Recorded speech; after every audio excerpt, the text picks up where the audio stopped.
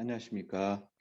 저는 LH 툴텍연구원에 근무하는 조영태라고 합니다. 오늘 이 시간에는 스마트시티에 대한 전반적인 정책, 그리고 향후 앞으로의 미래의 지속 가능성에 대해서 여러분과 함께 이야기하고자 합니다. 그러면 제가 준비한 PPT 자료를 보면서 여러분과 이야기하고자 합니다. 해당 자료는 여러분께 공유해 드리도록 하겠습니다.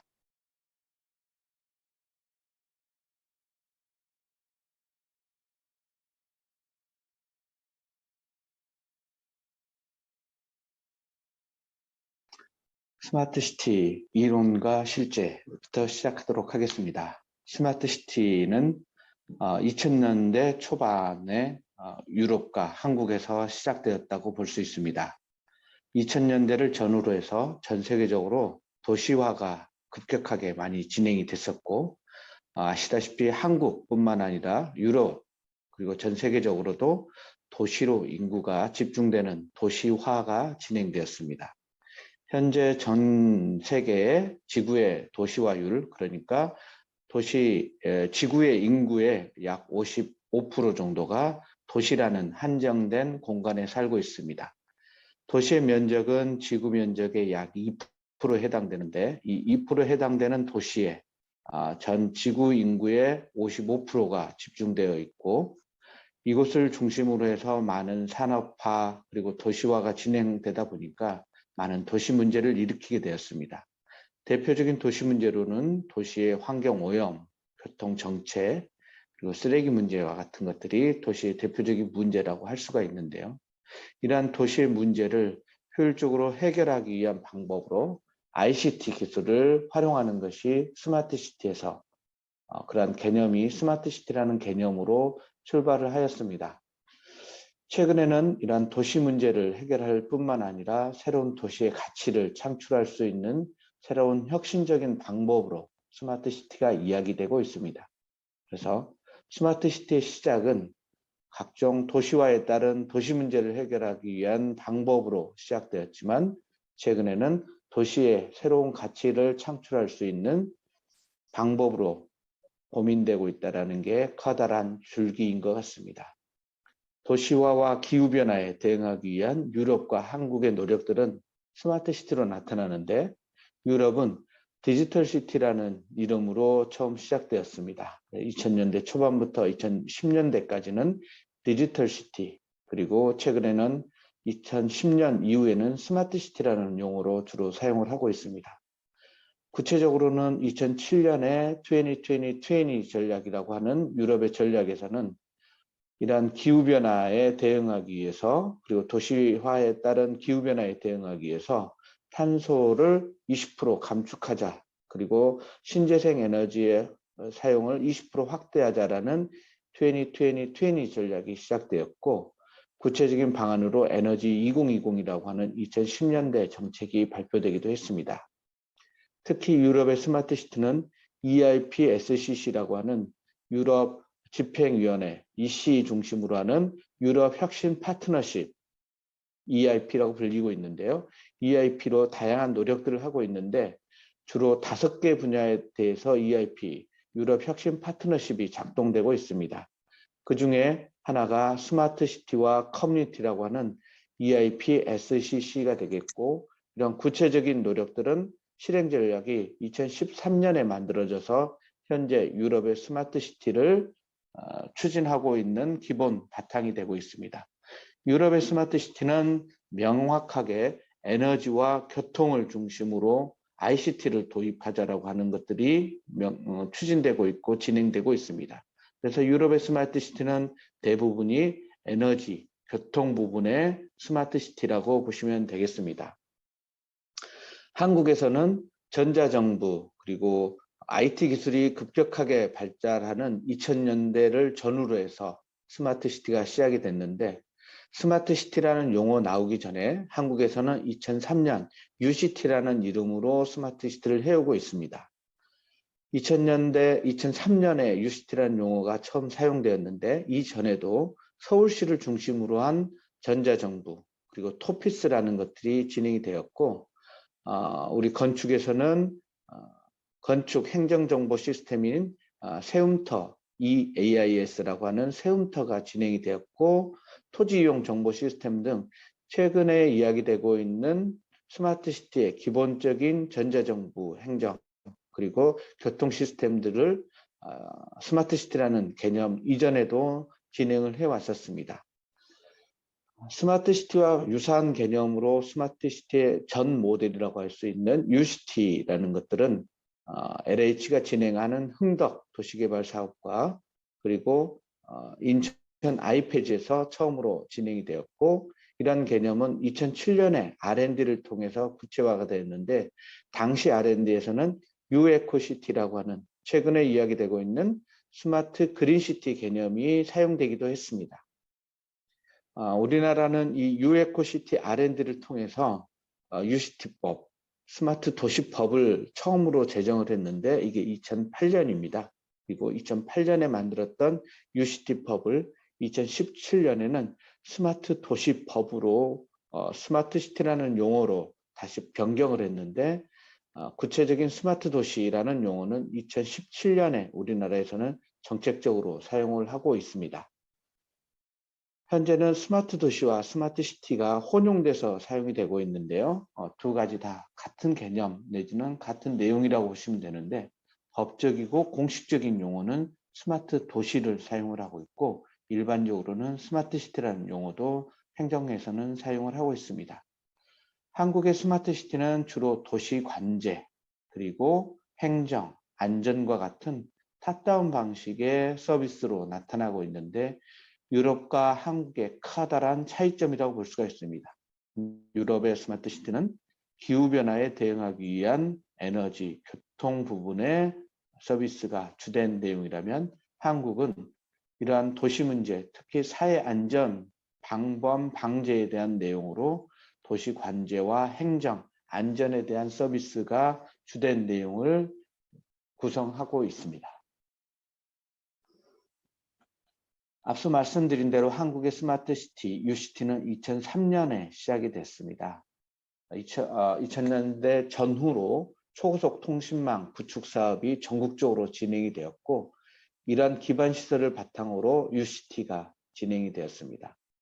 이러한 뛰어난 통신망과 IT 기술을 도시와 건설에서 적극적으로 도입한 게 우리나라의 UCT라고 보면 되겠고, 이러한 UCT 기술들은 신도시에서 처음 적용이 되었습니다. 아무래도 기성도시보다는 새롭게 만들어진 도시에서 계획적으로 사업 초기부터 스마트 시티, UCT를 적용하는 게 훨씬 더 용이했기 때문에 사업 측면에서는 신도시에서 스마트 시티를 적용하는 것이 추진되었다고 보시면 되겠습니다. 2기 신도시에서 이러한 UCT들이 진행이 되었는데, 대표적인 도시가 동탄과 흥덕입니다. 전 세계적으로 이러한 스마트 시티 개념이 실제 도시로 나타나는 것이 이 동탄 신도시가 전 세계적으로는 최초의 도시 모습이라고 보시면 되겠고요. 2008년에 UCT법, 유비쿼터스 도시법이 제정이 되었습니다. 우리나라에서는 당시의 UCT는 유비쿼터스 도시라는 용어로 사용을 하였습니다. 유비쿼터스 도시라는 것은 언제 어디서나 자동화된 서비스를 받을 수 있다는 개념으로 유비쿼터스라는 용어를 사용을 했고, 이런 것들이 약어로 UCT라는 용어로 약칭으로 사용되기도 했습니다. 그래서 법적으로는 정식적인 용어는 유비쿼터스 도시가 법적인 행정적인 용어고, 지금도 사용되고 있는 스마트 도시와 같은 맥락으로 유비쿼터스 도시가 사용됐다고 이해하시면 되겠습니다.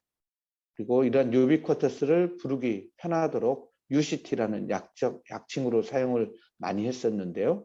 이러한 개념에서는 스마트 시티, UCT가 같은 개념으로 사용됐다고 이해하시면 되겠습니다.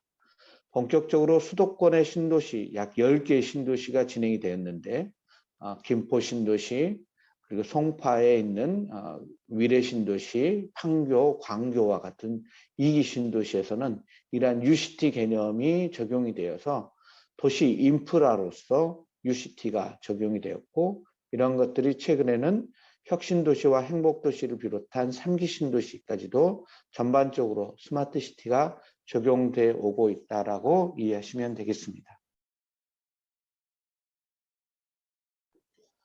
스마트시티는 개념적으로는 데이터 드리븐 시티라고 이해하시면 됩니다.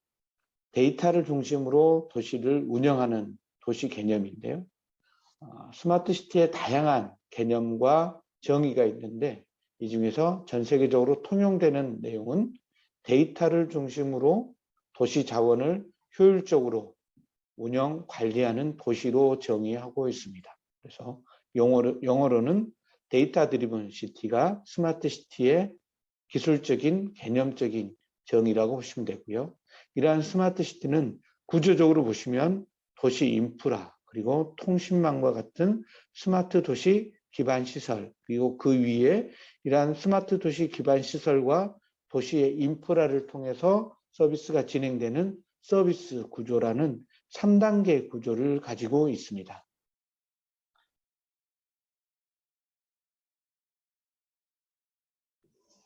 전 세계적으로 스마트 시티를 진행을 하고 있는데 유럽형의 스마트 시티는 앞서 말씀드린 대로 에너지와 교통 중심으로 한 ICT 도입이 스마트 시티의 주된 서비스 내용이라고 보시면 되고 이러한 서비스 내용들은 밀턴 케인즈라든가 캠브리지, 암스테르담, 코펜하겐 등에서는 리빙랩 방식 그리고 시민 참여형의 커뮤니티 서비스로 진행되고 있는 것들이 특징적으로 볼 수가 있습니다. 중동에서는 마스다르라든가 신도시에서 이러한 스마트 시티를 진행을 하고 있고요. 그리고 북유럽, 캐나다와 미국에서는 스마트 시티 챌린지 내지는 신도시 차원의 스마트 시티가 진행되고 있습니다. 동남아를 비롯한 개발도상국에서는 신도시 개발 그리고 기성도시의 고도화를 위한 스마트 시티가 전방위적으로 추진되고 있습니다. 유럽의 스마트 시티는 호라이즌 2020이라고 하는 R&D 지원 프로젝트를 통해서 프로그램을 통해서 폭넓게 진행되고 있는 특징을 설명드릴 수 있습니다. 한국의 스마트 시티는 2003년부터 시작을 해서 2013년까지는 이러한 기반이 구축되는 단계였습니다. 그래서 전국적으로 통신망을 구축하고 운영시설 그리고 데이터를 모으고 수집하고 분석할 수 있는 인프라가 만들어진 단계가 1단계로 볼 수가 있습니다. 두 번째 단계는 이러한 인프라를 통해서 스마트 시티의 서비스를 제공할 수 있는 시스템 구축 단계로 볼 수가 있습니다. 저비용의 고효율 그리고 연계 서비스를 개발하고 보급하는 그러한 단계로 2단계로 이해할 수가 있습니다. 3단계는 지난 2018년부터 스마트 시티가 본격적으로 진행되는 단계로 구분할 수가 있습니다. 그래서 우리나라는 226개의 기초자치단체가 있는데 이런 기초자치단체뿐만 아니라 광역도시에서도 스마트 시티를 진행을 하고 있고 전국적으로 스마트 도시에 대한 인프라와 서비스가 개발 보급돼서 현재는 스마트 시티가 본격적으로 진행되고 있다고 이해하시면 되겠습니다. 유럽의 스마트 시티와 우리나라의 스마트 시티가 큰 차이점이 있기도 합니다. 유럽의 스마트 시티는 앞서 설명드린 EIP SCC를 보시면 훨씬 더 쉽게 이해하실 수가 있습니다. EIP SCC에서 SCC는 스마트 시티와 커뮤니티를 표현하는 용어입니다. 우리나라의 스마트 시티 도시 차원의 서비스를 강조하는 반면에 유럽의 스마트 시티는 스마트 시티와 커뮤니티라는 생활권 중심의 서비스, 커뮤니티를 제고할 수 있는 서비스를 강조하고 있습니다. 그래서 크게 유럽의 스마트 시티는 2013년에 실행 계획에서 표현되는 4가지 단계를 거치고 있습니다. 첫 번째는 SCC1입니다. 스마트 시티와 커뮤니티의 첫 번째 단계는 라이트하우스 프로젝트라고 하는 선도도시 프로젝트를 진행하고 있습니다. 우리로 쉽게 표현하면 라이트하우스 프로젝트는 시범도시 프로젝트라고 보시면 됩니다.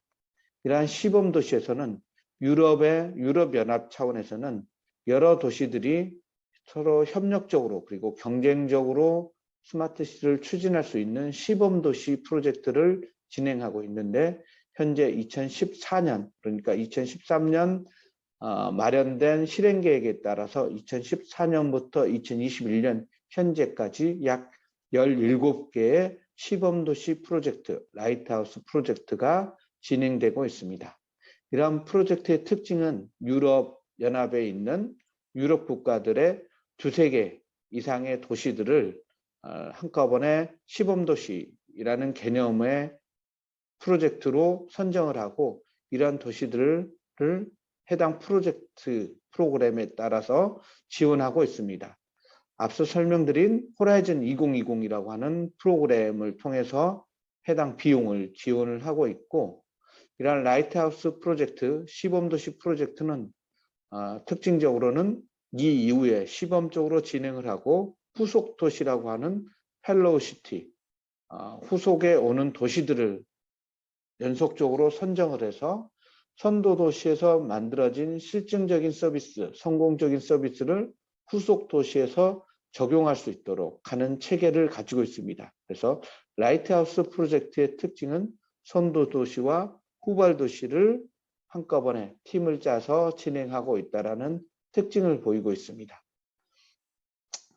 이 라이트하우스 프로젝트에는 우리나라에서는 참여를 하지 못했지만 중국에 있는 도시라든가 일본에 있는 도시 같은 경우도 이러한 라이트하우스 프로젝트에 참여해서 초기 단계에서는 참관 도시라는 자격으로 그리고 진행하면서는 후발 도시라는 자격으로 이러한 라이트하우스 프로젝트에 실증된 서비스들을 실제로 도시에 적용하는 그러한 단계로 유럽과 협력적으로 진행되는 특징을 보이고 있습니다. 이게 SCC1이고요. 이러한 선도 도시들에는 상당한 비용들이 투입이 됩니다. 그래서 이러한 프로젝트들이 실증되는 단계가 있는데 이게 시티키즈라고 하는 평가 체계를 통해서 평가를 합니다. 검증하는 단계라고 볼 수가 있는데요. SCC2입니다. 우리나라에서는 상당한 많은 투입이 되는 R&D들이 진행이 되는데 이러한 것들이 제대로 평가와 효과에 대해서 측정하지 못하는 그러한 한계를 보이고 있다는 게 문제점으로 지적되기도 합니다. 그렇지만 유럽의 스마트 시티는 이러한 것들을 막기 위해서 스마트 시티에 투입된 자원들이 충분한 성과와 효과를 나타냈는지를 측정하는 스마트 시티 인덱스를 개발하고 이 인덱스를 통해서 선도도시와 후속도시들의 프로젝트, 그러니까 라이트하우스 프로젝트를 평가하는 체계를 가지고 있는데 이게 SCC2라는 단계입니다. 시티키즈라고 하는 평가체계, 스마트 시티 인덱스를 통해서 이러한 것들을 성과와 효과를 측정을 하고 있고 이를 통해서 만들어진 서비스들은 3단계인 SCC3 표준화 단계를 통해서 확산하기 위한 준비 작업을 거칩니다. 많은 도시들이 각각 갖추고 있는 표준과 체계가 다르기 때문에 스마트 시티가 확산되는데 어려움을 겪고 있었는데 이러한 것들이 에스프레소라는 SCC3 세 번째 단계 표준화 단계를 통해서 산업화가 가능하도록 해주는 단계입니다. 표준 개발과 산업 생태계를 조성할 수 있는 그런 세 번째 단계로 에스프레소 3라는 SCC3라는 단계를 거치고 있는데 이 단계를 이러한 프로그램을 에스프레소라고 하는 내용으로 설명하고 있습니다. 플랫폼 등 부분적인 표준화를 이루고 있는 우리나라랑은 상당히 차이점이 있는 그런 부분도 이 SCC3라는 단계로 볼 수가 있습니다. 이러한 다양한 스마트 시티의 선도도시 프로젝트, 그리고 시범도시 프로젝트, 그리고 표준화된 성과 측정에 대한 내용, 그리고 표준화된 내용들을 정보 시스템을 통해서 유럽의 많은 도시들이 서로 공유하고 있는데 이 단계가 SCIS라고 하는 스마트 시티 앤 커뮤니티의 정보 시스템입니다. 정보 공유 시스템이라고 볼 수가 있는데 이 정보 공유 시스템을 통해서 이러한 프로젝트들이 서로 소개되고 이해되는 그런 관계를 가지고 있는데 최근에 이러한 정보 공유 시스템은 단순히 정보 공유뿐만 아니라 이러한 솔루션들, 실제로 효과가 좋은 솔루션들에 대한 것들을 좀 더 확산할 수 있는 체계로서 이 정보 시스템을 활용하고 있고, 이것들이 스마트 시티 마켓이라고 하는 마켓 시스템으로 발전시키고 있습니다. 그래서 서로 좋은 기업들과 도시들이 이런 솔루션을 서로 사고 팔 수 있는 그런 단계로 스마트 시티 마켓 플레이스가 진행되고 있습니다. 그래서 유럽의 스마트 시티는 4개 단계, SCC 1, 2, 3와 정보화 단계인 4번째 단계를 거쳐서 이제는 그러한 효율적인 솔루션들을 다른 도시에서 서로 주고받고 기업들과 서로 거래할 수 있는 마켓플레이스로 시장 구축이 진행되고 있다고 설명드릴 수가 있습니다. 도시간 협력 체계로서 만들었던 선도도시 프로젝트가 이제 기업들과 도시들이 서로 스마트 시티를 확산하고 교류할 수 있는 시장으로 확산되고 있는 게 유럽 스마트 시티의 모습이라고 보실 수가 있습니다. 이러한 것들을 우리나라 스마트 시티에서도 상당 부분 벤치마킹하고 있습니다. 그래서 선도도시 프로젝트들은 우리나라에서 진행되고 있는 공모사업, 시범도시 사업이라고 보시면 되겠고요. 두 번째 단계인 평가와 효과를 측정할 수 있는 스마트 시티 인덱스가 개발되고 있습니다. 그리고 스마트 시티에 대한 표준 개발과 산업 생태계를 만드는 그러한 과제들도 별도로 구성이 되고 있고요. 이러한 스마트 시티에 대한 내용들을 서로 정보 공유하고 마켓플레이스를 통해서 서로 주고받을 수 있는 시스템들도 구축해 나가고 있다라고 이해하시면 되겠습니다. 그래서 궁극적으로는 유럽의 스마트 시티 체계를 상당 부분 우리나라도 벤치마킹에서 진행이 되고 있고, 그렇지만 유럽의 이러한 스마트 시티가 잘 되고 있는 부분들도 있지만 우리나라에서 스마트 시티 차원에서 잘 되고 있는 부분들은 유럽의 스마트 시티가 각각 도시별로, 지자체별로, 그리고 기업들이 추진하고 있는 사일로 방식, 그러니까 각각 부문별의 요소 솔루션 내지는 서비스라면, 우리나라의 특징들은 이러한 스마트 시티에 대한 기반과 표준화 체계, 그리고 평가, 이런 것들이 중앙정부 차원에서, 전국적인 차원에서, 그리고 종합적인 차원의 서비스로 만들어가고 있는 특징을 보이고 있습니다. 그래서 유럽의 스마트 시티가 상당 부분 개별적인 그리고 연합적인 체계를 가지고 있다면, 우리나라의 스마트 시티는 통합적이고 중앙정부에서 내리는 그런 기준과 서비스 개발, 그리고 탑다운 방식으로 진행되고 있는 특징을 보이고 있는 게 유럽과 한국의 스마트 시티의 차이점이라고 이해하시면 되겠습니다.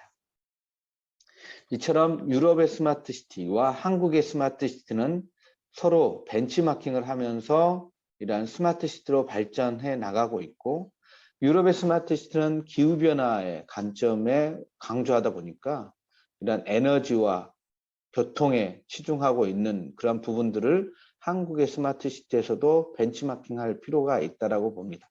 그래서 최근에는 유럽의 스마트 시티와 한국의 스마트 시티가 공통적으로는 스마트와 그린시티의 개념, 스마트 그린시티의 개념들을 추진하고 향후의 방향성을 같이 갖고 있다는 특징을 보이고 있는데요.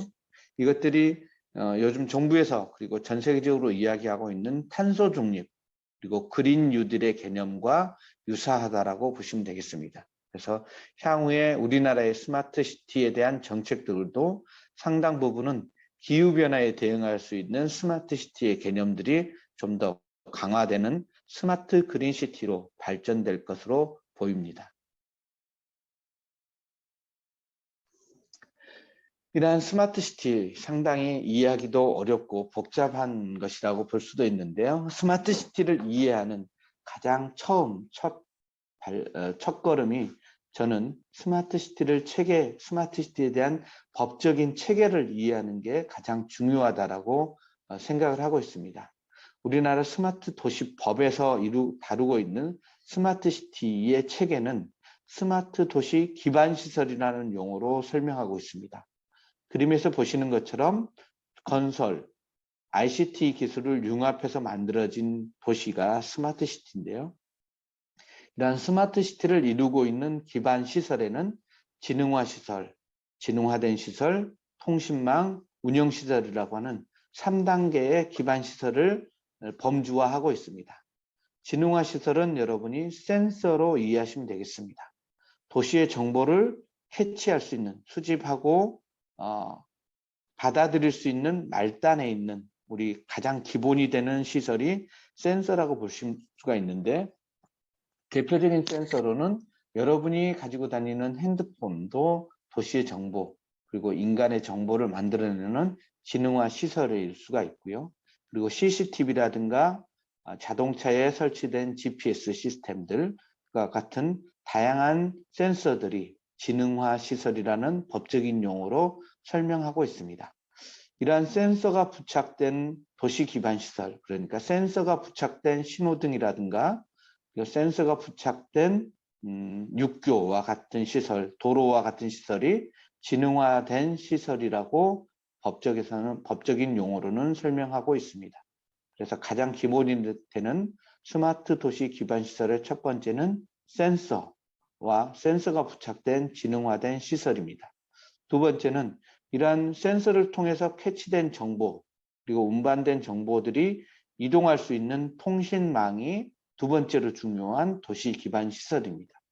그래서 다양한 5G라든가 LTE망이라는 이런 용어로 사용되고 있는 통신망이 스마트 도시 기반 시설의 두 번째 단계인 유형입니다.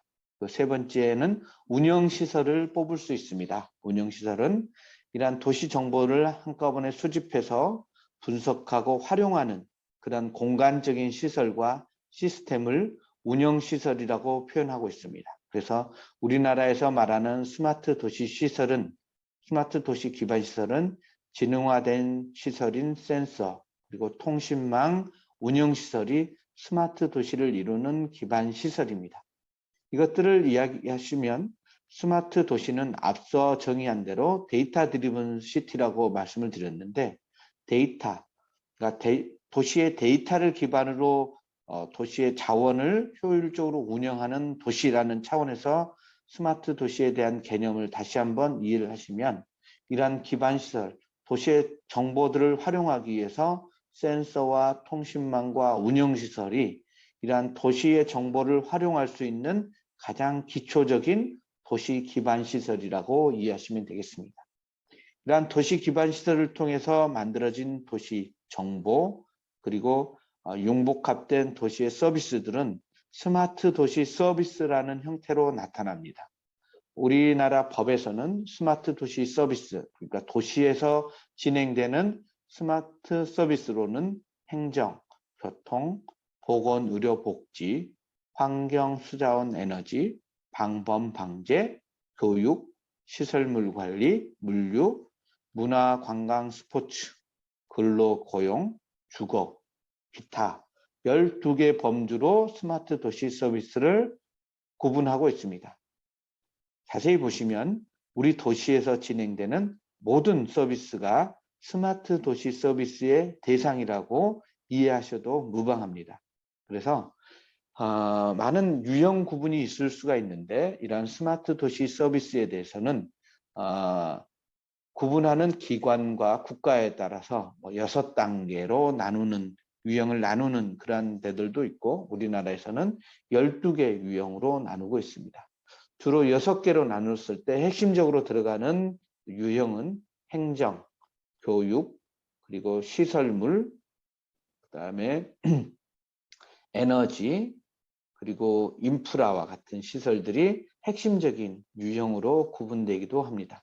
그렇지만 우리는 전자정부에서 시작되는 측면을 강조해서 행정이라는 부분을 가장 먼저 유형화했고요. 교통, 교육, 그리고 물류에 이르기까지 도시생활의 모든 부분을 스마트 도시 유형으로 구분하고 있다는 특징을 이해하시면 좋겠습니다. 스마트 시티에 대한 서비스, 스마트 도시 서비스라고 법적으로는 이해를 하실 수가 있는데, 이런 각각에 있는 서비스들을 스마트 도시 서비스라고 이해하시면 되고, 제가 그림에서 표현한 것처럼 스마트 도시 서비스, 그리고 스마트 도시 솔루션, 스마트 도시 유스 케이스라는 용어가 각각 사용되고 있고 혼재돼서 사용을 하고 있습니다. 이러한 서비스, 스마트 도시 서비스는 각각의 결과물로 나타나는 스마트 도시 서비스라고 이해를 하시면 되겠고요. 솔루션은 이러한 서비스를 만들어낼 수 있는, 결과물을 낼 수 있는 스마트 도시 기술과 기반 시설과 서비스가 결합된 형태가 하나의 솔루션으로 이해하시면 되겠습니다. 그리고 유스 케이스라는 용어는 이러한 솔루션, 스마트 도시 서비스와 솔루션이 사용자 관점에서 이야기됐을 때는 유스 케이스라는 용어로 사용을 하기도 합니다. 그래서 솔루션 중에서도 사용자들 관점의 솔루션을 유스 케이스라고 표현을 한다라고 이해하시면 되겠는데요. 결국은 스마트 도시 서비스, 스마트 도시 솔루션, 스마트 도시 유스 케이스가 유사한 내용이다라고 이해하시면 되겠고, 그것들이 각각 관점의 차이라고 약간 어떤 것들을 강조했는지에 대한 차이점이라고 이해하시면 좋겠습니다. 스마트 도시 서비스는 크게 유형을 구분할 때 앞서 말씀드린 12개의 범주로도 이해하지만 이 서비스를 공급하는 주체에 따라서 공공 서비스인지 민간 서비스인지를 구분하기도 합니다. 공공은 우리 지자체, 지방정부에서 제공하는 서비스를 공공 서비스라고 보시면 되는데 주로 도시를 운영, 관리, 관제하는 데 필요한 안전이라든가 교통, 보안, 행정 서비스와 같은 것들이 공공 서비스에 해당되는 대표적인 서비스라고 이해하시면 되겠고요. 이들은 공공의 정보통신망을 통해서 운영되고 있습니다. 스마트 도시에서 이루어지는 상당 부분의 서비스는 민간 서비스입니다. 여러분 지금 코로나 상황이라서 여러분이 택배라든가 이런 것들을 많이 이용을 하실 텐데요. 우리가 음식 배달을 시킨다든가 택배 물건을 받는 이런 대표적인 민간 서비스들을 여러분도 활용을 하고 계십니다. 이런 것들은 민간 기업에서 제공하고 있는 스마트 도시 서비스라고 이해하시면 되고요.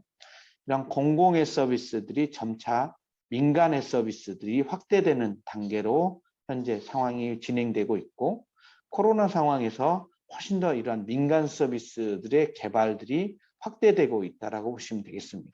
그래서 여러분이 이용하시는 내비게이션, 내비 프로그램이라든가 앞서 설명드린 물류라든가 택배 서비스와 같은 민간 서비스들이 훨씬 더 향후에는 많이 개발될 것으로 예상됩니다.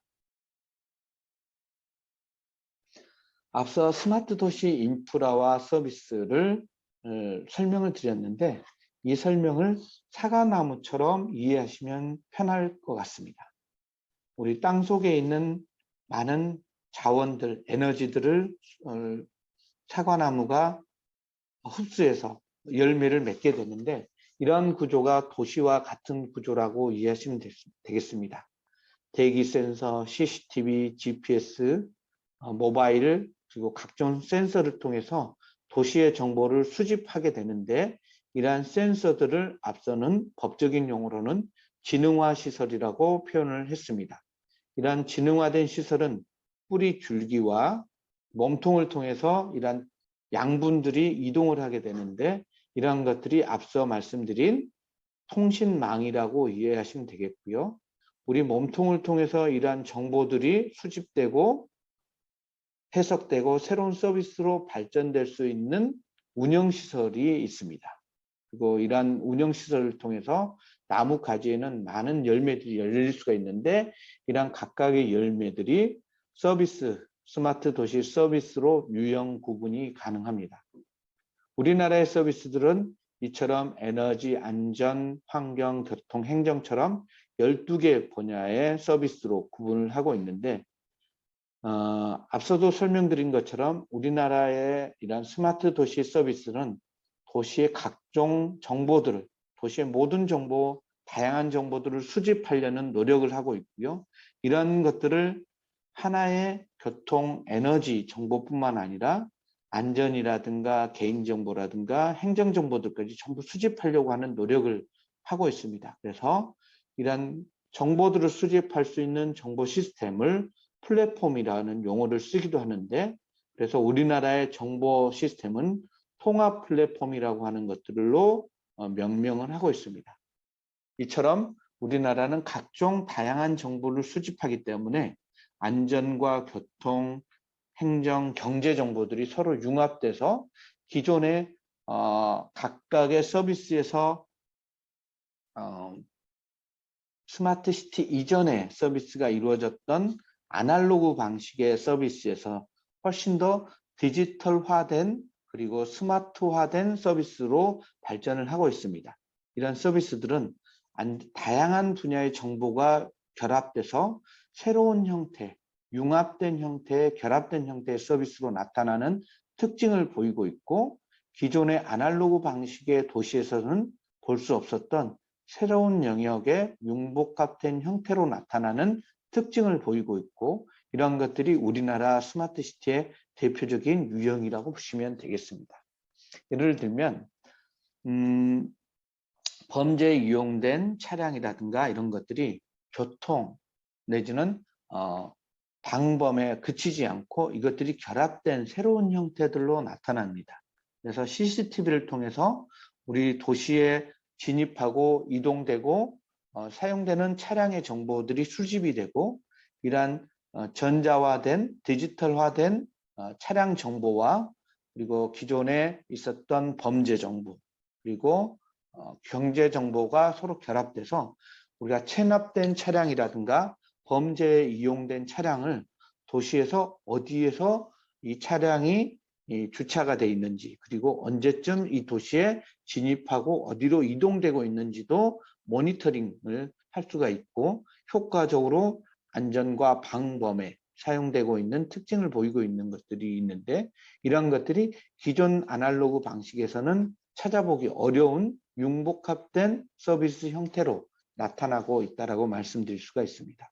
그래서 옆에 있는 그림처럼 이러한 사과나무, 스마트 도시의 서비스가 고유의 그런 영역의 서비스 형태로 머무르지 않고 스마트 시대에서는 결합된 형태, 그러니까 디지털 정보, 도시의 정보들이 다양한 형태들이 정보가 결합되다 보니까 기존 방식보다는 훨씬 더 다양한 형태의 융복합된 형태들의 서비스로 나타난다라는 그림으로 표현을 한 것입니다. 그래서 위에 있는 그림은 기존에 있는 도시, 아날로그 도시를 표현을 한 거고요. 밑에 있는 도시는 스마트 시티, 그리고 디지털화된 도시의 모습들의 서비스를 표현한 것으로 이해하시면 되겠습니다. 그래서 3기 신도시, 최근에 진행되고 있는 수도권의 3기 신도시는 이러한 다양한 스마트 도시 서비스가 나타나는 것을 볼 수가 있습니다. 3기 신도시는 8대 분야 서비스 풀을 약 50개 정도를 구축을 해서 이러한 서비스들이 각각 3기 신도시별로 구축되도록 진행을 하고 있고요. 이러한 서비스들은 앞서 말씀드린 행정 서비스, 공공 서비스뿐만 아니라 다양한 민간의 주체들이 제공하는 민간 서비스로 확대되는 내용으로 발전시켜 나가고 있습니다.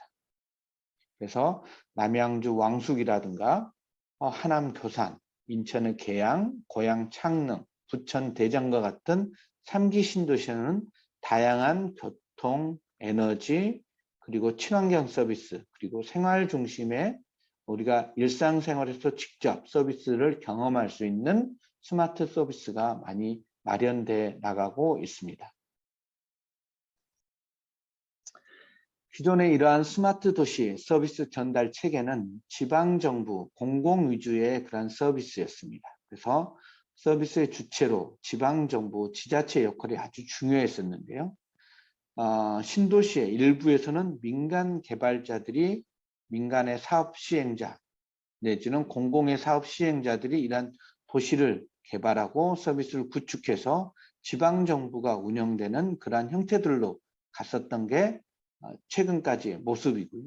향후에는 이러한 민간의 서비스들의 상당 부분들은 민간이 개발하고 실제로 민간에서 운영하는 체계의 민간 서비스가 훨씬 더 많이 발전될 것으로 예상되고 있습니다. 이러한 도시개발 그리고 스마트 도시 서비스의 전달 체계로서는 최근에는 SPC라는 전달 체계가 검토되고 있습니다. SPC는 특수목적의 회사인 SPC의 약자로 민관 공동의 SPC가 추진되고 있습니다. 기존의 공공주도 개발 방식에서 탈피해서 민간 기업과 공공이 수평적인 파트너십을 통해서 도시를 계획하고 사업의 전 단계를 함께하는 그런 단계가 민관 공동의 SPC 사업입니다. 세종과 부산에는 국가 시범도시가 현재 스마트시티 차원에서는 진행이 되고 있고 민관 SPC 사업자를 모집해서 도시개발이 진행되고 있습니다. 세종과 같은 경우에는 민간에서 80% 지분 그리고 공공에서 20%의 지분을 가진 특수목적법인 SPC를 별도로 설립하도록 되어 있습니다. 그래서 민간기업과 공공, LH와 세종시가 함께 도시를 개발하는 민간기업과 공공기관이 도시를 개발하는 그런 체계이고 도시개발뿐만 아니라 서비스의 구축, 운영의 주체로서 SPC가 2035년까지 운영될 예정입니다. 우리나라에서는 이러한 대규모의 도시 개발에 민관 개발 SPC가 처음으로 추진되고 있는 사업이 세종과 부산의 국가 시범도시가 되겠습니다. 우리나라의 스마트시티에는 다양한 이해 당사자들이 있습니다. 먼저 중앙정부에서는 행안부, 과기부, 산자부, 국토교통부가 있는데요. 스마트 도시법이라든가 국가 스마트 도시위원회 그리고 3차 스마트 도시 종합 계획과 같은 중앙정부 차원의 법과 위원회 종합계획은 국토교통부의 관할이면서 우리나라의 스마트시티를 중앙정부 차원에서는 가장 핵심적인 부처가 국토교통부로 이해하시면 되겠습니다. 그렇지만 앞서 말씀드린 대로 다양한 서비스, 행정이라든가 교통, 그리고 주거에 이르기까지 많은 서비스들이 관여되다 보니까 이런 서비스의 상당 부분은 행안부, 그리고 과기부, 산자부의 기술 개발을 통해서 진행되는 측면이 있습니다. 그래서 우리나라의 스마트시티는 국토교통부를 중심으로 행안부, 과기부, 산자부와 같은 다양한 정부 부처들도 함께하고 있다고 이해하시면 되겠고요. 이러한 정부 부처의 다양한 협력적인 사업 그리고 민간의 이러한 민간 기업의 참여를 위한 4차 산업혁명위원회가 대통령 직속의 특별위원회를 만들어서 운영을 하고 있는데 이게 이번 정부에서 추진하고 있는 4차 산업혁명위원회가 있고요. 그 위원회 산하에는 스마트시티 특별위원회가 별도로 구성이 돼서 운영되고 있습니다. 그래서 중앙정부 차원에서는 4차 산업혁명위원회 산하의 스마트시티 특별위원회 그리고 행안부, 과기부, 산자부, 국토교통부가 중앙정부 차원의 주체로 이해를 하시면 되겠고요. 실제로 스마트시티를 구축하고 운영하는 주체로 가장 중요한 형태가 지방정부, 지자체가 되겠습니다. 광역지방정부 17개, 그리고 시군구에 해당되는 기초자치단체 226개 기초자치단체가 스마트시티를 구축하고 운영하는 실질적인 주체다. 서비스 구축과 운영 주체로 이해하시면 되겠습니다. 지방정부에서는 스마트 도시 관련한 조례 그리고 사업협의회 스마트 도시 계획을 수립해서 운영을 하고 있습니다. 그리고 스마트시티에 대한 서비스 개발과 솔루션 개발에 대학, 공기업, 연구기관, 민간기업이 참여하고 있습니다. 대학을 중심으로 스마트시티 인력 양성이 진행되고 있는데 기존의 4개 대학에서 스마트시티 인력 양성 사업이 있었고 최근에는 6개 대학으로 확대돼서 운영되고 있습니다. 수도권의 4개 대학, 지방의 2개 대학이 스마트시티 인력 양성 사업을 추진하고 있습니다. 스마트시티 혁신파크라는 공모사업도 대학을 중심으로 진행을 하고 있고요. 이것들이 챌린지 사업이라고 하는 캠퍼스 챌린지 공모 사업으로도 진행되고 있습니다. 스마트시티 캠퍼스 챌린지는 대학의 혁신적인 아이디어와 이런 도전 같은 것들이 진행되고 있는 8개 대학이 공모 사업에 선정이 돼서 작년에 처음 진행을 했고요. 그리고 LH와 SH와 같은 공기업이 스마트시티를 진행하고 있습니다. 특히 LH는 2003년 당시에는 토지공사, 주택공사로 나눠져 있었었는데요.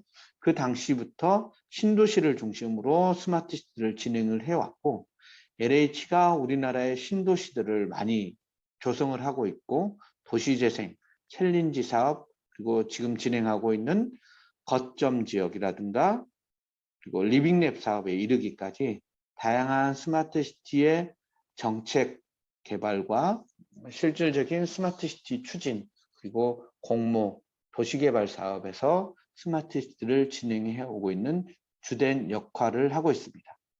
SH는 서울도시공사인데요. 서울도시주택공사 그리고 경기도시공사, 인천도시공사와 같은 지방 공기업들도 스마트시티 개발 사업에 참여하고 있습니다.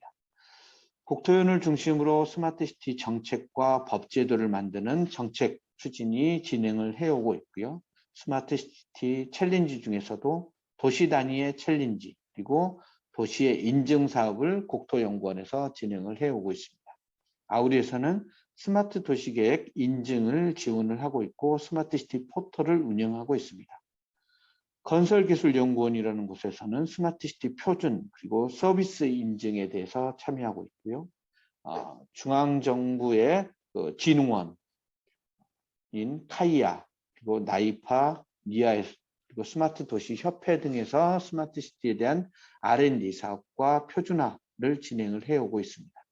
민간 기업 중에서는 SKT, KT, LG블루스, LG CNS와 같은 기업들이 스마트시티 사업들을 진행을 해오고 있고요.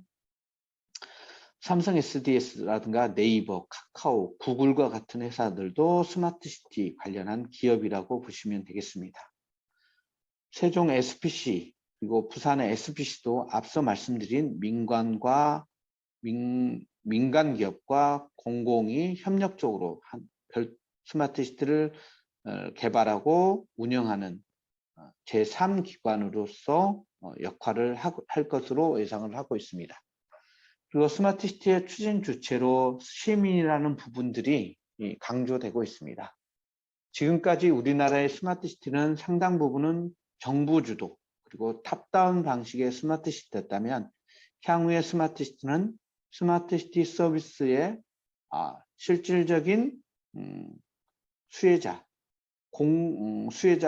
소비자로서의 시민뿐만 아니라 이러한 스마트시티에 대한 서비스와 개발의 주체로서의 시민, 공급자로서에도 시민의 역할을 강조하고 있습니다. 프로슈머라고 표현을 하고 있는데요. 개발자이면서 소비자로서의 역할을 강조하는 개념으로 프로슈머를 쓰고 있습니다. 스마트 시티즌이라고 표현을 하는 스마트 시티에서의 시민의 역할은 스마트 도시 개발에 적극적으로 참여하는 시민 주도, 시민 참여형의 스마트 시티가 될 수 있도록 적극적으로 참여하고 스마트 도시를 이끌어 나가는 주체로서의 시민의 역할을 강조하고 있다고 보시면 되겠습니다. 주로 유럽에서 시작된 그런 개념이라고 보시면 되겠고요. 우리나라에서도 이제 시민 중심 그리고 시민 주도의 스마트 시티를 강조하고 있습니다. 시민 참여단, 시민 홍보단, 시민 과학자라는 이름으로 진행을 해오고 있습니다. 스마트 시티 종합계획이 있습니다. 현재는 3차 스마트 도시 종합계획이 수립되어서 운영이 되고 있는데 2008년부터 제1차 스마트 도시 종합계획, 국가 차원의 종합계획이라고 보시면 되겠습니다. 1차, 2차를 거쳐서 3차 스마트 도시 종합계획이 국토연구원을 중심으로 해서 수립되었고 이것들이 운영되고 있습니다. 특히 스마트시티 특별위원회, 4차 산업혁명위원회 산하에 있는 스마트시티 특위를 중심으로 스마트시티 추진 전략이 마련되어서 운영되고 있습니다. 2018년 1월에 발표가 되었는데요.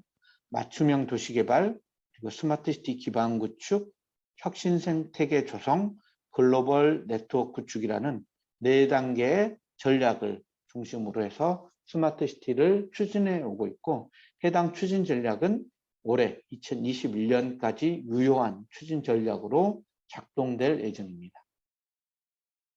이를 통해서 나타난 대표적인 사업이 국가시범도시입니다. 세종 5-1의 국가시범도시는 세종시 사업지구가 약 23개의 사업지구가 있습니다. 오른쪽 그림의 하단을 보시면 스마트시티는 그림처럼 외곽에 링 형태의 도너츠 형태의 그런 도시 구조를 가지고 있는데 각각의 생활권이 만들어져 있습니다.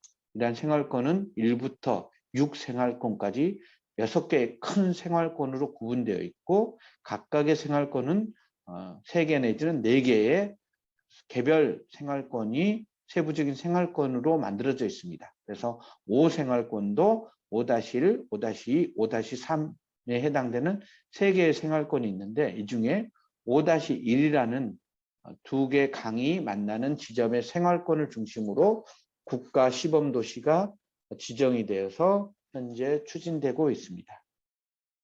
오른쪽에 있는 그림은 가운데 있는 큰 그림이 스마트시티를 이루고 있는 5-1 그림이 되겠습니다.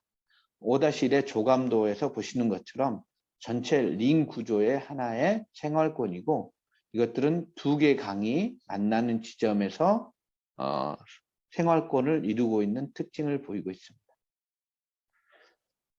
스마트시티 세종 5-1뿐만 아니라 세종시 전체에는 2개의 커다란 교통축이 있습니다. BRT라고 하는 급선, 간선 급행버스가 진행하는 붉은색의 그러한 도로망이 있고요.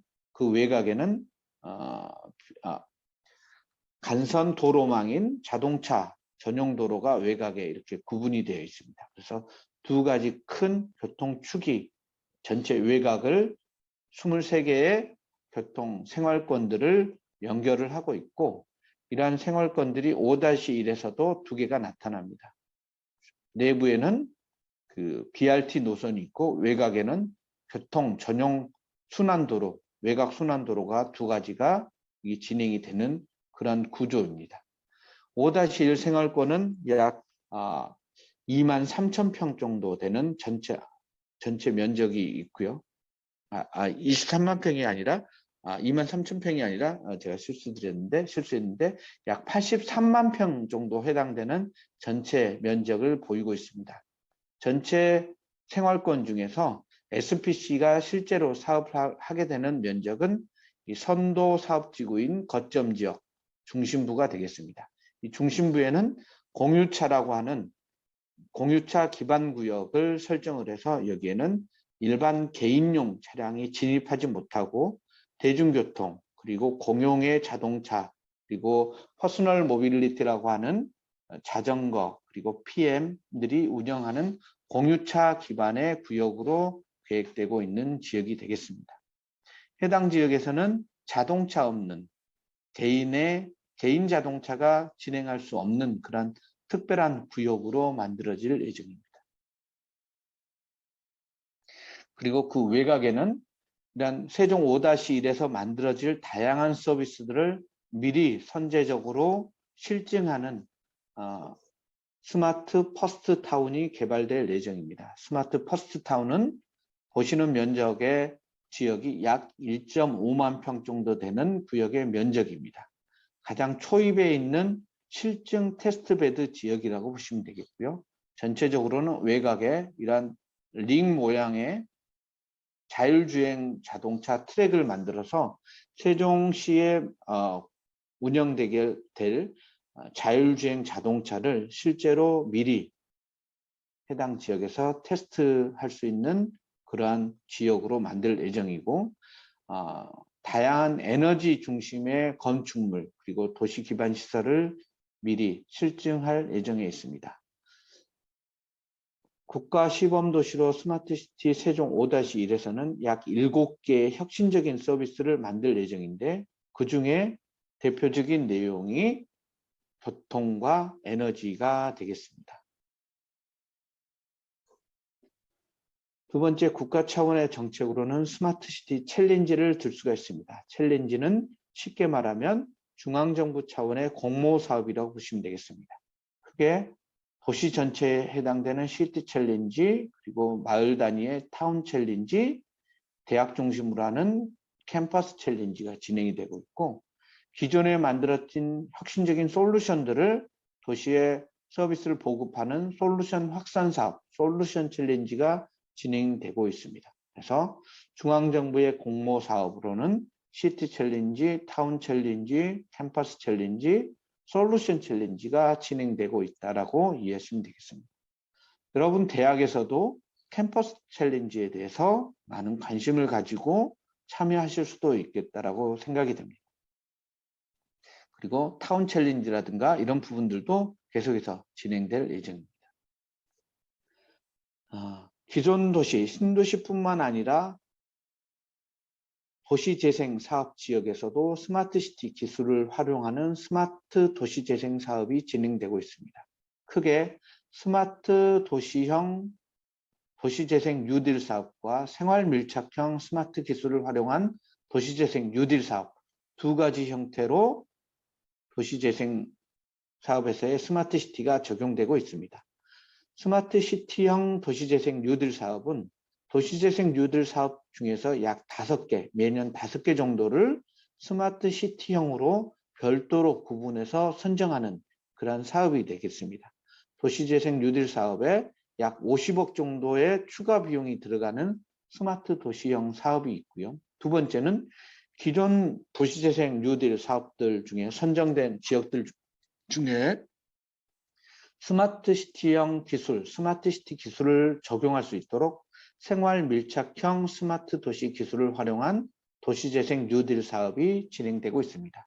그래서 위에 있는 사업은 아예 선정 자체를 스마트시티형으로 선정하는 거하고, 두 번째 단계는 기존에 선정되어 있는 도시재생 뉴딜 사업 중에서 스마트 기술을 사용하는 두 번째 단계, 크게 두 가지 형태의 사업이 진행되고 있다고 이해하시면 좋겠습니다. 그리고 R&D 사업이 진행되고 있습니다. 현재 진행되고 있는 스마트시티 R&D 사업은 스마트시티 혁신성장 동력 프로젝트라고 불리고 있습니다. 그래서 스마트시티 R&D 사업은 지난 2008년부터 유에코시티 사업, 그리고 유시티 R&D, 그리고 이번이 세 번째인 혁신성장 동력 프로젝트 R&D, 세 번째 R&D라고 보시면 되겠는데요. 첫 번째 R&D를 통해서는 현재 전국적으로 사용되고 있는 통합 플랫폼과 스마트 도시법, 유시티 법을 제정하는 사업이 첫 번째 단계인 R&D에서 진행이 됐었고, 주로 R&D는 5년 정도 진행이 되고 있는데, 두 번째 단계인 R&D는 2013년부터 2019년까지 진행된 R&D였습니다. 두 번째 단계인 R&D에서는 통합 플랫폼 1단계에서 개발되어 있는 통합 플랫폼을 고도화하고 여기에 법제도를 개선하고, 또 하나는 연계되는 통합 플랫폼을 통해서 직접 서비스할 수 있는 연계된 서비스를 개발하는 두 번째 단계를 거쳤습니다. 그리고 세 번째 단계인 혁신성장 동력 프로젝트에서는 이러한 서비스들이 직접 지자체에 실증돼서 운영될 수 있는 것들을 추진하는 실증형 R&D로 추진하고 있는데, 대구와 시흥이 각각 유스케이스형 R&D, 리빙랩형 R&D라는 사업으로 시흥과 대구가 각각 선정이 되어서 추진되고 있고요. LH는 1단계 R&D에서부터 3단계 R&D의 주된 연구기관으로 참여를 하고 있습니다. 특히 1단계와 2단계 R&D에서는 전체 연구단의 주관을 했고요. 3단계 R&D에서는 대구의 R&D에 핵심적으로 참여를 하고 있습니다. 스마트시티에 다양한 주체들이 있는데, 이들 주체들에 대한 거버넌스 체계가 만들어져 있습니다. 스마트시티의 다양한 기업들, 현재는 약 500개 정도의 기업들이 스마트시티 얼라이언스를 통해서 서로 협력적인 체계를 구축해 있습니다. 스마트 시티 얼라이언스라는 기업들 위주의 협력 체계가 만들어져 있고요. 스마트 도시 협의체에는 약 120개 정도 되는 지방정부가 스마트 도시 협의체를 구성해서 운영하고 있습니다. 그리고 스마트 도시 협회는 지방정부 협의체와 기업을 연결하는 역할로서 스마트 도시 협회가 법적인 협회로 인정받아서 운영되고 있습니다. 그래서 스마트 시티 거버넌스 체계로는 스마트 시티 얼라이언스, 스마트 도시 협의체, 스마트 도시 협회가 운영되고 있다라고 이해하시면 됩니다. 우리나라의 주로 솔루션 중에 통합 플랫폼과 5대 연계 서비스가 있습니다. 통합 플랫폼은 도시에 있는 정보들을 수집할 수 있는 시스템을 통합 플랫폼이라고 이해하시면 됩니다.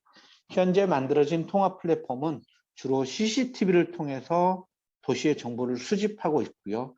이러한 CCTV를 통해서 만들어진 정보들, CCTV를 통해서 수집된 정보들을 경찰과 소방, 그리고 방범, 그리고 재난 상황에서 사용될 수 있는 게 5대 연계 서비스입니다. 이러한 CCTV 정보를 경찰청, 소방청에 바로 연결해서 이 지자체가 가지고 있는 모니터링된 정보들을 교통과 방범과 화재 예방에 사용되고 있는 게 5대 연계 서비스라고 이해하시면 되고 있고요.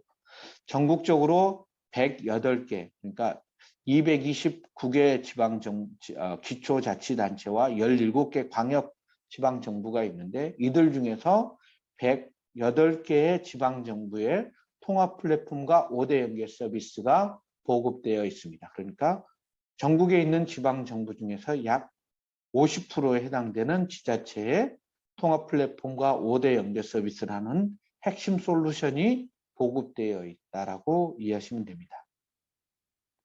두 번째 주요 솔루션으로는 코비드 상황에서 만들어졌던 역학조사 지원 시스템입니다. 스마트 역학조사 지원 시스템은 여러분이 사용하시는 카드 정보, 그리고 핸드폰의 이동 정보, 그리고 CCTV 정보를 매칭해서 확진자의 동선을 과학적으로 아주 빠르게 파악할 수 있는 정보 시스템이 되겠습니다. 해당 정보 시스템은 지난 코로나 상황에서 우리나라가 기존에 가지고 있던 통합 플랫폼의 기술과 민간 기업에서 가지고 있는 이동 정보, 카드 사용 정보들을 결합해서 확진자의 동선을 빠르게 파악할 수 있는 시스템이 되겠습니다. 대구에서 가장 먼저 적용을 해서 사용을 했었고요.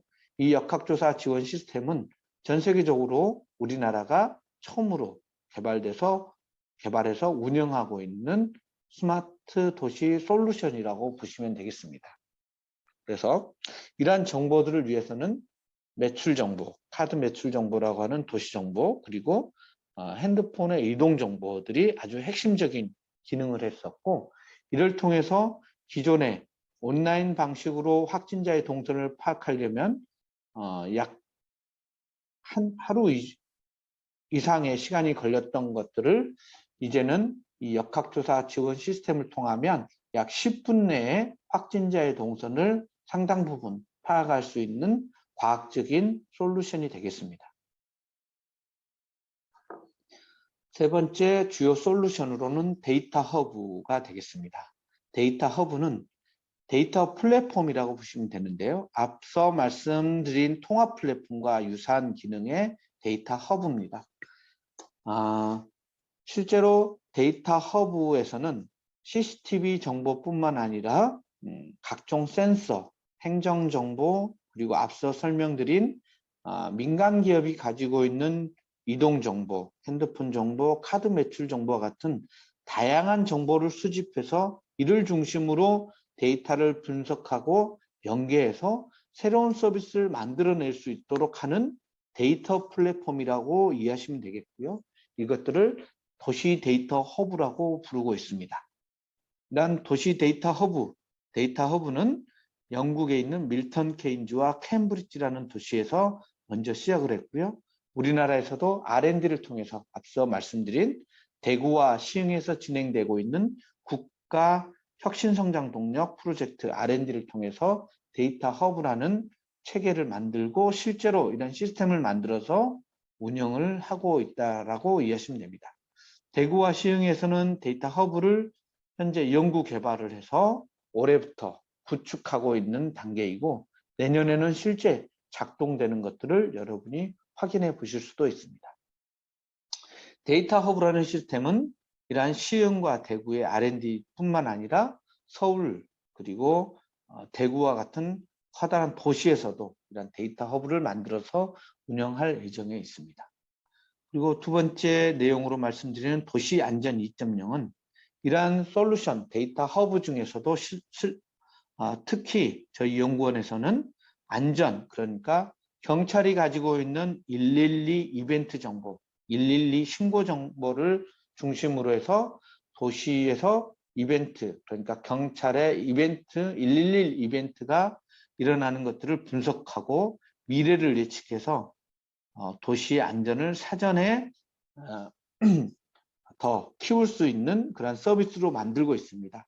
112 정보를 머신러닝 기법을 통해서 상당 부분 미래를 예측하고 그것에 따라서 경찰 자원 그리고 도시의 모니터링 요원들의 자원들을 집중적으로 배치해서 범죄가 일어날 곳들을 미리서 예측을 하고 그 지역을 중심으로 안전할 수 있는 체계들을 갖추는 그런 시스템이라고 이해하시면 되겠습니다. 보시는 그림이 저희가 연구원에서 만들었던 대구를 중심으로 한 도시안전 2.0 지도가 되겠습니다. 해당 솔루션은 지금 개발이 완료되었고요. 내년부터는 대구시를 중심으로 해서 해당 서비스가 운영될 예정입니다. 다음 주요한 솔루션으로 최근에 이야기되고 있는 디지털 트윈과 메타버스입니다. 디지털 트윈은 현실 세계와 같은 가상의 똑같은 현실, 가상현실을 만들어 놓고 이것들을 디지털 트윈이라고 표현을 하고 있습니다. 디지털 차원에서 현실 세계와 똑같은 가상의 공간을 만들어서 이것들을 통해서 미래 시뮬레이션하는 그런 방식을 디지털 트윈이라는 기술로 설명을 하고 있는데 이것들이 발전된 단계가 메타버스라고 이해하시면 됩니다. 디지털 트윈처럼 가상의 공간에서 나를 대신한, 개인을 대신한, 사람을 대신하는 아바타가 활동하는 그런 개념이 메타버스 시스템이고 메타버스는 현재 많은 관심을 가지고 지자체뿐만 아니라 기업에서도 기술 개발과 적용이 진행되는 핵심 솔루션으로 자리 잡을 것으로 예상합니다. 또 다음 솔루션은 자동 클리넷과 스마트 리사이클링이라는 시스템입니다. 전 세계적으로 기후변화에 대응하는 많은 솔루션이나 스마트 도시 서비스가 개발되고 있는데 유럽에서는 이러한 체계들을 순환경제라고 하는 자원순환으로 설명을 하기도 합니다. 자원순환 시스템에서는 이제는 쓰레기와 자원들을 버리는 게 아니라 재활용 내지는 연속적으로 활용할 수 있는 순환, 자원순환의 개념들을 도입하고 있습니다. 이런 것들을 경제적인 차원에서는 순환경제라고 하는 서큘러 이코노미로 강조를 하고 있는데 보시는 그림처럼 직선인 경제가 있고 두 번째 리사이클링, 이게 순환하는 재활용하는 경제 그리고 서큘러 이코노미처럼 계속해서 순환하는 경제가 되면 이제 더 이상 쓰레기를 버리는 자원을 버리는 그런 경우들이 없어지는 단계로 발전시키자라고 하는 게 순환경제의 그런 체계입니다. 이런 것들처럼 이제 쓰레기를 재활용해서 쓸 수 있는 게 스마트 리사이클링이라는 시스템입니다. 저희 연구원에서 개발한 스마트 리사이클링 시스템은 우리 음식물 쓰레기를 아파트에서 버리지 않고 디스포즈를 통해서 지하 하부, 지하 주차장에서 그 음식물 쓰레기를 수집해서 이것들을 생화학 처리를 해서 퇴비로 만드는 시스템입니다. 그래서 음식물 쓰레기를 퇴비로 만들어서 단지 안에서, 아파트 단지 안에서 다시 채소를 가꾸는 자원으로 활용하고 그 만들어진 채소를 각각의 소비하는 그런 단계로 계속해서 자원이 음식물이 퇴비로 만들어지는 그런 단계, 순환하는 과정으로 스마트 리사이클링이라는 기술을 개발해서 적용하는 실증 사업을 추진하고 있습니다. 그리고 다음 내용으로는 스마트 시티 리빙랩을 설명드리겠습니다. 리빙랩은 일상생활 속의 실험실로 표현을 하고 있습니다. 그러니까 우리가 생활하는 일상생활 자체가 실험할 수 있는 혁신 실험의 대상이 된다라는 개념이 리빙랩입니다.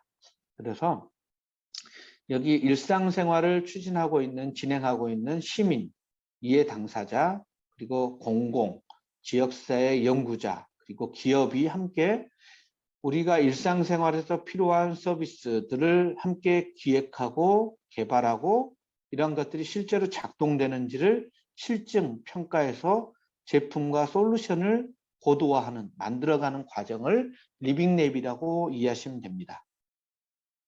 유럽을 중심으로 해서 이러한 리빙랩의 개념이 2006년부터 진행이 되었고 이들의 중심에 있는 것이 엔놀이라고 하는 유럽 리빙랩 네트워크가 되겠습니다.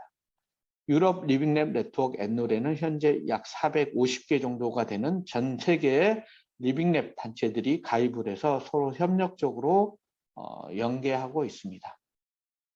우리나라에서는 대구와 부산의 리빙랩이 해당 엔놀에 가입돼서 활동을 하고 있고요. 특히 대구 리빙랩이 열심히 활동을 하고 있습니다.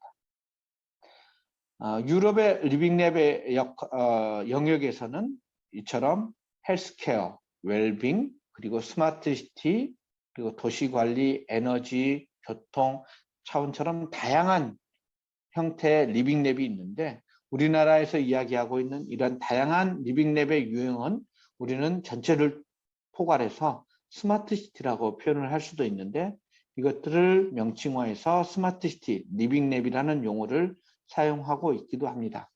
리빙랩의 이러한 것들을 공간적 그리고 유형적으로 구분을 해서 예를 들면 도시 리빙랩 그리고 농촌 리빙랩과 같은 공간 단위로 구분을 하기도 하고요. 대학 리빙랩 네트워크에서는 대학을 중심으로 하는 리빙랩의 연합체로서 대학 리빙랩 네트워크가 만들어져서 활동을 하고 있습니다. 우리나라에서도 약 30개 정도 되는 대학들이 리빙랩 네트워크를 구성해서 운영을 하고 있고요. 그리고 전국적으로는 한국 리빙랩 네트워크라는 조직이 만들어져서 서로 협력하고 있습니다. 그리고 지자체 단위로는 앞서 말씀드린 대구, 부산뿐만 아니라 대전, 그리고 광주, 전주와 같은 지역의 리빙랩 네트워크도 있고요. 용인과 같은 경우는 시민단체를 중심으로 하는 용인 문화도시 리빙랩 네트워크들도 활동하고 있습니다. 이러한 리빙랩은 스마트시티 리빙랩을 저희는 6단계로 구분하고 있습니다. 첫 번째는 시민들 그리고 이해 당사자들 모여서 서로 준비하는 이해와 준비 단계, 그리고 도시의 문제와 새로운 것들을 찾아내려고 하는 아이디어레이션이 두 번째 단계, 그리고 이런 아이디어를 실제로 시범적으로 구축하는 시험 구축 단계, 그리고 이러한 구축해서 실제로 작동되고 있는지를 평가하고 모니터링하는 평가 단계, 그리고 다섯 번째는 이런 것들을 모니터링해서 새롭게 바꾸는 재설계 단계, 그리고 마지막으로는 확산하고 사업화하는 단계로서 6개 단계로 구분을 하고 있고요. 이런 각각의 단계들은 피드백이라든가 환류 체계를 통해서 다시 돌아가는 그러한 과정을 거치고 있습니다. 그래서 스마트 시티 리빙랩 프로세스는 6개 단계로 구분해서 이야기를 할 수가 있고 이것들은 각각 주체에 따라서는 그리고 기관에 따라서는 4단계 내지는 5개 단계로 더 축약해서 운영하고 있기도 합니다. 저희는 스마트 시티 리빙랩을 도시공간이 스마트 시티가 실증되는 플랫폼으로서 역할을 하고 지속 가능한 도시를 위해서 사용자와 생산자가 스마트시티 개발 및 운영의 주체로서 참여하는 방식을 스마트시티 리빙랩이라고 정의하고 있습니다. 스마트시티 리빙랩의 대표적인 사례가 암스테르담입니다. 도시 전체가 리빙랩 실험실이 되고 있는 도시가 암스테르담입니다. 현재 360개 정도 되는 리빙랩이 운영되고 있고요. 유럽의 베를린도 이러한 리빙랩들이 진행되고 있습니다. 대표적인 리빙랩 지역으로는 베를린의 유리프 캠퍼스가 있습니다. 이 지역은 독일의 베를린의 10개 미래의 혁신적인 장소에 10개가 선정이 되어 있는데 미래의 장소라는 개념의 혁신지구 중에 하나가 유리프 캠퍼스가 되겠고요. 대학은 아니지만 이 유리프 캠퍼스에는 에너지, 교통 중심의 스마트시티를 개발하고 실험하고 연구하는 기관들이 모여서 활동하는 곳이 유리프 캠퍼스가 되겠습니다. 2008년에 유리프 에이지라고 하는 회사가 이 가스 저장소를 중심으로 해서 새로운 실험, 리빙랩 실험을 하고자 하는 지역으로 만들었고 이것들이 전 세계적으로 벤치마킹 대상이 되고 있는 게 이 유리프 캠퍼스가 되겠습니다. 주로 자동차, 자율주행 자동차라든가 배터리, 그리고 에너지 건축물 중심으로 해서 각종 실험이 이루어지고 있고 베를린 공대 대학원 수업이 이루어질 정도로도 고도화된 연구 개발이 진행되는 곳이 유리프 캠퍼스가 되겠습니다. 다음 사례는 스마트 칼라사타마가 있습니다. 헬싱키에 있는 도시개발 지역이 되겠습니다. 현재 오른쪽 그림과 같은 나대지의 항구 지역인데 이 지역을 왼쪽에 보이는 그림과 같은 지역으로 개발할 예정에 있습니다. 현재 개발이 진행되고 있는 이 역 중심에 있는 역세권 지역에는 약 3,000명 정도가 살게 되는 주거단지와 역세권 개발이 진행이 완료가 되어 있습니다. 이 도시를 개발하기 위해서 이노베이터스 클럽이라고 하는 다양한 주체들이 이 도시를 어떻게 만들 건지라는 시민참여단의 이름으로 구성이 되어 있고 이들을 통해서 많은 아이디어가 제안되고 이 도시에서 실제로 실험되고 있으면서 이 실험을 통해서 만족스러운 도시의 솔루션들이 실제로 도시에 확산돼서 실제로 구축되고 있는 단계를 가지고 있습니다. 이러한 방식을 이 사람들은 애자일 파일럿이라고 부르기도 하고 리빙랩 프로젝트로 부르기도 하는데 약 한 20개 이상의 이러한 실험들이 시민들을 중심으로 해서 실험되고 있고 실제로 구축돼서 도시가 만들어져 가고 있습니다. 그래서 보시면 도시를 계획하고 구축해서 실제로 운영하는 이런 주체로서 시민들이 적극적으로 참여하는 그런 사례로 보시면 되겠고요. 이처럼 우리가 새롭게 만드는 도시에는 시민들 그리고 이해 당사자들이 새로운 스마트 시티에 대한 것들을 논의하고 고민해서 계획에 반영을 하고 실제로 도시에 만들어지면 이것들을 운영하는 주체로서 그리고 평가하는 주체 그리고 서비스하는 주체로서의 역할을 할 수 있도록 하는 게 도시개발 추세로 보시면 되겠습니다. 그래서 신개발, 신도시 개발에서의 스마트시티 리빙랩이 적용된 사례로 스마트 칼라사타마가 있습니다. 다음 리빙랩 사례로는 돌이라고 하는 리빙랩입니다. 에너지 기업들, 특히 조명 기업이 만들어진 산업단지가 있는데요. 약 50개 정도의 코펜하겐에 있는 산업단지에서는 이 기업들이 각각 만들어내는 가로등을 중심에 있는 돌이라고 하는 리빙랩에서 실제로 구축해서 이러한 가로등들이 어떤 효과를 나타내는지를 실증하는 그러한 기관이 되겠습니다.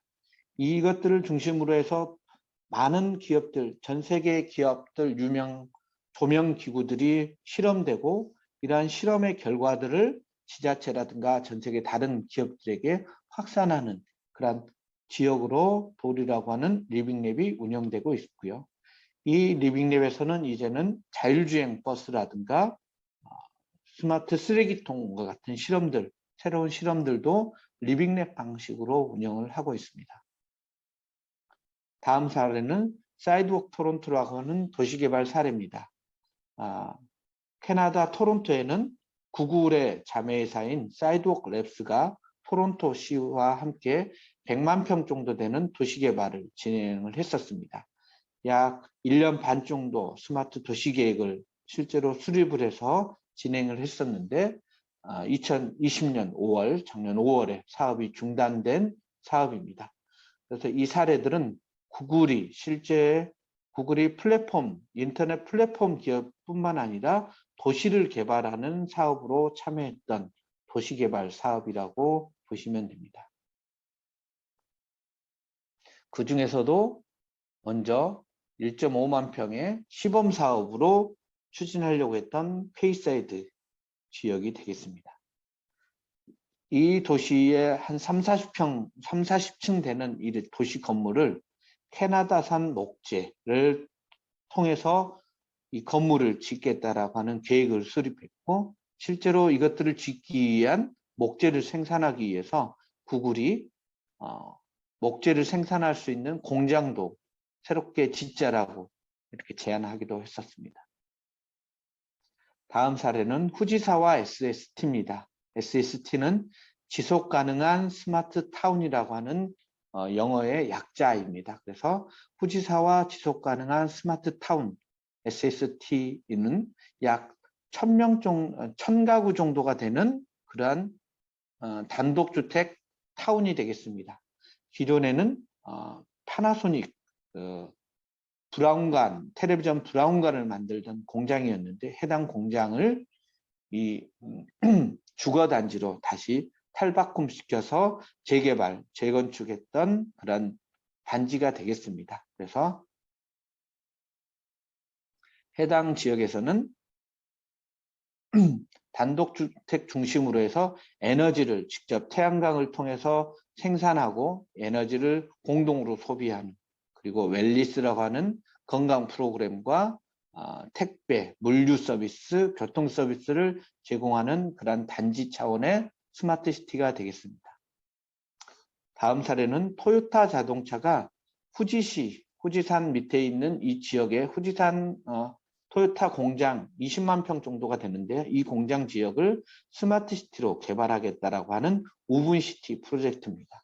실제로 사업에 착공을 했고, 해당 지역에는 전 세계 스마트 시티를 체험하고자 하는 사람들을, 전 세계의 시민들을 모집해서 해당 도시에 살게 해주겠다라는 개념을 가지고 있습니다.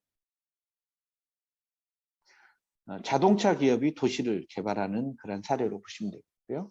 다음 사례는 용인에 있는 스마트 타운입니다.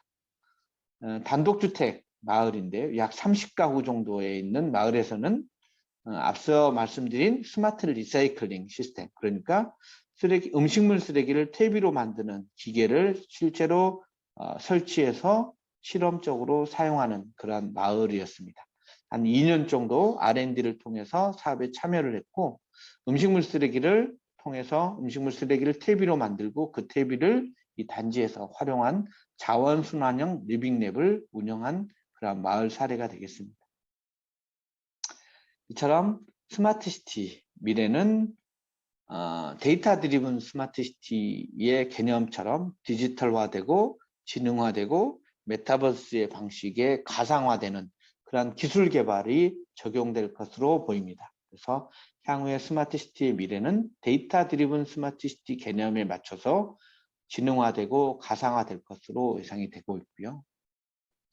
두 번째는 무엇보다도 그럼에도 불구하고 기술 개발과 더불어서 사람 중심, 시민 중심의 스마트 시티로 발전할 것으로 보입니다. 그래서 조금 더 생활권 단위, 그리고 우리 마을 중심의 스마트 시티가 개발되고 민간 기업의 이러한 생활 밀착형 서비스가 조금 더 많이 만들어질 것으로 보입니다. 그래서 사람 중심의 스마트 시티가 스마트 시티 미래를 예상해 볼 수 있는 커다란 줄기라고 설명드릴 수가 있습니다. 스마트 시티의 이런 미래를 지속 가능성 차원에서 설명을 드리면, 첫 번째가 사회적 지속 가능성입니다. 우리가 지속 가능성, 도시의 지속 가능성을 이야기할 때 크게 세 개 분야, 세 개 단계의 스마트 시티 지속 가능성을 이야기를 하고 있는데, 첫 번째가 사회적 지속 가능성, 두 번째가 경제적 지속 가능성, 그리고 세 번째가 환경적 지속 가능성입니다. 그래서 그 세 개 단계의 세 개 분야의 지속 가능성 중에 첫 번째의 지속 가능성은 사회적 지속 가능성이고, 이것들을 대표하는 단어가 스마트 시티즌, 시빅 테크와 같은 개념입니다. 이제는 스마트 시티의 미래 지속 가능성을 위해서는 시민들 중심, 그리고 시민들에게 서비스할 수 있는 생활 밀착형의 서비스가 만들어질 거고, 이것들을 공유하고 향유하는 주체로서 스마트 시민, 스마트 시티즌이 이야기되고 있고, 이러한 도시의 기술들을 시빅테크라고 명명을 하고 있습니다. 그리고 이러한 방식들 중에 앞서 설명드린 리빙랩 방식, 스마트 시티 리빙랩이 이러한 수단으로서 활용될 것으로 예상이 됩니다. 그래서 리빙랩을 통해서 시민들, 사용자들이 원하는 서비스를 개발하고 확산하는 그러한 방식을 통해서 지속 가능성을 추구할 수 있다라고 설명을 드릴 수가 있고요. 두 번째, 경제적 지속 가능성은 이러한 스마트 시티가 지속 가능하고 비즈니스 모델로서 활동을 할 수가 있어야 된다는 측면입니다. 그래서 먼저 이런 비즈니스 차원의 경제적 지속 가능성을 이야기하기 위해서는 첫 번째가 퍼블릭 프라이빗의 파트너십, 앞서 말씀드린 SPC 기업과 같은 PPP 방식을 설명드릴 수가 있습니다. 이제 공공에서뿐만 아니라 민간 기업이 함께 참여해서 스마트 시티를 개발하고 운영하는 PPP 방식이 필요하다라고 설명을 드릴 수가 있고요. 이러한 것들과 더불어서 크라우드 소싱이라든가 크라우드 펀딩과 같은 재원을 마련할 수 있는 새로운 기법들이 스마트 시티에서도 필요하다라고 설명을 할 수가 있습니다. 그래서 이제는 도시를 개발할 때 다양한 주체들이 크라우드 소싱을 할 수 있도록 해주는 방식, 그런 방식을 찾아내는 것이 경제적인 지속 가능성을 만들 수 있는 중요한 수단이라고 설명드릴 수가 있습니다. 그리고 마치 다음 단계의 경제적 지속 가능성을 위해서 하나의 방식으로는 글로벌 협력들도 이러한 경제적인 지속 가능성을 위한 중요한 수단이 되고 있습니다. 우리나라에서도 스마트 시티의 국제 협력, 해외 수출에 대한 것들을 많이 시도를 하고 있고요. 대표적으로 중동에 있는 신도시를 스마트 시티로 개발하는 쿠웨이트 신도시라든가 사우디아라비아 신도시, 그리고 인도네시아의 스마트 시티 수출 같은 것들이 시도되고 검토되고 있습니다. 실제로는 베트남과 미얀마, 필리핀 이런 도시에서 스마트 시티 산업단지 개발과 스마트 시티 수출도 진행되고 있습니다. 그리고 마지막 단계의 지속 가능성을 위한 환경적 지속 가능성 측면에서는 앞서 강조드린 순환 경제, 그리고 자원순환의 도시 개념들이 필요합니다.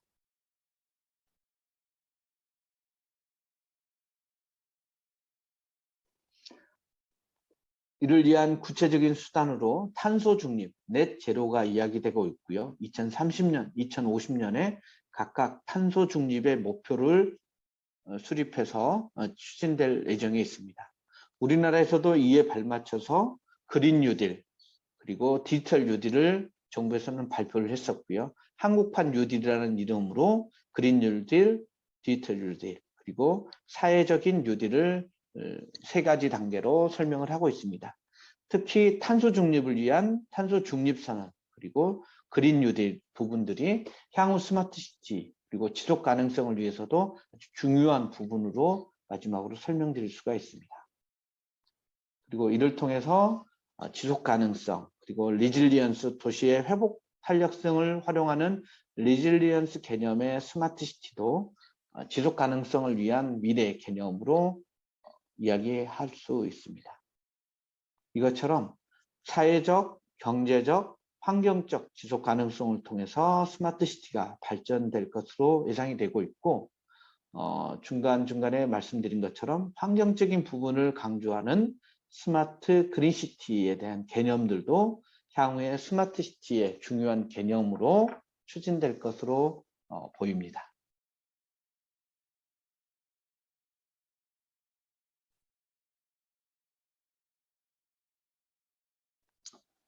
지금까지 스마트 시티에 대한 다양한 개념, 그리고 사례, 정책적인 내용, 그리고 실제로 운영되고 있는 사항들까지도 설명을 드렸습니다.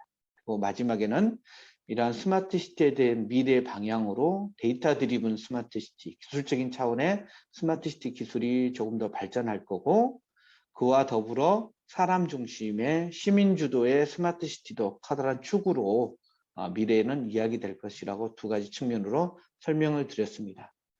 그리고 마지막에서는 이러한 스마트 시티가 지속 가능성을 갖기 위해서는 도시의 지속 가능성뿐만 아니라 스마트 시티의 지속 가능성 측면에서는 사회적 지속 가능성, 경제적인 측면, 그리고 환경적인 측면의 스마트 시티가 앞으로 나아가야 될 방향에 대해서도 제시를 드렸습니다. 이러한 것들은 제 이제 개인적인 관점이기도 하지만 상당 부분은 전 세계적으로 공감되고 있는, 그리고 정리되고 있는 개념이라고 이해하시면 되겠고요. 이를 참고해서 여러분이 스마트 시티에 대한 이해도 높이고 미래 도시에 대한 준비, 그리고 개인에 대한 준비들도 함께 하셨으면 좋겠습니다. 이상으로 스마트 시티 그리고 미래의 지속 가능성에 대해서 설명을 마치도록 하겠습니다. 고맙습니다.